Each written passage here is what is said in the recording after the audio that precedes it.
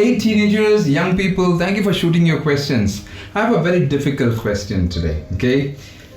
I used to get terribly beaten up. Mean things were said to my face and it really broke me to the core. This impacted my self-confidence, self-image and esteem too much. Was body shamed too. I tried to attempt suicide multiple times. I feel absolutely hopeless. With tenderly made friends and parents who were absolutely against it, I was really struggling. This further pushed me into introvertism and I got used to being alone. These things have really impacted me and changed me. I tried to force myself into certain made up ideal figure, which mainly included not showing up your emotions, physical, like crying, reacting to pain. And lockdown ended, and yes, even bigger shock came that when these friends I was clinging on so much left me, including the guy with whom I really had a good bonding, who knew all the past history too. I really don't know how to move forward. I am blank and broken with a lot of trust issues.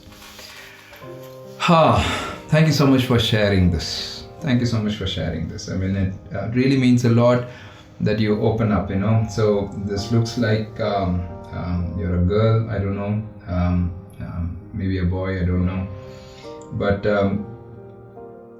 I want to say this. I just want to say this. Even before I answer this question, I want to say this. Thank you for putting up with this life and not giving up on yourself. I know you found different coping mechanisms to survive. In a survival place, you have tried to survive. But thank you for not giving up. Some of the kids in your kind of a case would not even find that courage to write these questions here, But you have taken the courage to do that, Just amazing, just amazing.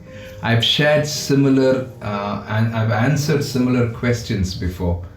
But, see this, I think I might go back to those 3-4 principles. I'll give you about 3 principles, One is relationships. You need to find the right people to be around you, not the wrong people. The wrong people will demotivate you and deflate you. So you need to find the right people to energize you. Sir, I don't have people like that. Some of the people that I trust, they suddenly start doing it. Yes, there are lots of people, who do things like that. But find out, and especially in your own family, sometimes you have to. See, I had to deal with one of my son yesterday. It was a very difficult, long day yesterday, Some things that happened, we caught him. He's working actually in one of the organizations. I didn't send him in the morning. And it was very difficult to deal with him the whole day. And I asked him this question, hey, we are trying to hear and you're not connecting with any of us here.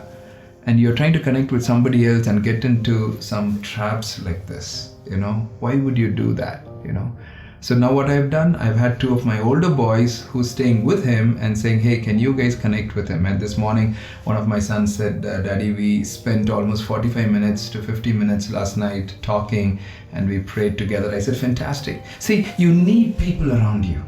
You need people around you. Otherwise, you're going to get into traps. You're going to get into some of those places, So we need people around you. You need people around you. Find the right people. I really pray that you will find the right people, especially inside your own family or in your own space. See something like that.